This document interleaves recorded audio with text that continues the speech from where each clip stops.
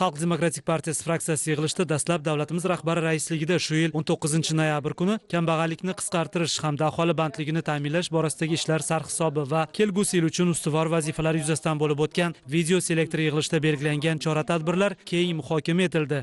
Kambag'allikka qarshi kurash, demak, band bo'lmagan aholi partiyamizda asosiy elektorat hisoblanadi va biz asosiy e'tiborni ana shu qatlamga qaratamiz har doim. Shuning uchun ham ushbu video selektorda bildirilgan har bitta fikrlar, takliflar, tashabbuslar, kelgusi yilda amalga oshirilishi belgilangan prezidentimiz tomonidan belgilab berilgan o'sha 5 ta ustuvor vazifalar birma-bir tahlil qilindi. Partiyamiz hamda eng quyidagi mahalliy kengash deputatlarimiz, viloyat kengash deputatlari, mahalliy kengash deputatlari, umuman deputatlik korpusi bilan birgalikda joylarda kelgusidagi mana shu belgilab berilgan har bitta vazifalar, har bitta ajratilgan mablag'larni manzilli yetib borish nuqtai nazaridan ta'sirchan parlament va deputatlik nazoratini o'rnatish masalalariga alohida to'xtalib o'tildi. Fraksiya yig'ilishida shuningdek bir qator qonun loyihalari, Adliya vazirining davlat xizmatlarini ko'rsatishda korrupsiyaviy holatlar kelib chiqishining oldini olish hamda aholiga davlat xizmatlari ko'rsatish sohasida qo'shimcha qulayliklar yaratish bo'yicha amalga oshirilayotgan ishlar to'g'risidagi masala ham ko'rib chiqildi. Kun tartibidagi masalalar yuzasidan fraksiyaning tegishli qarori qabul qilindi.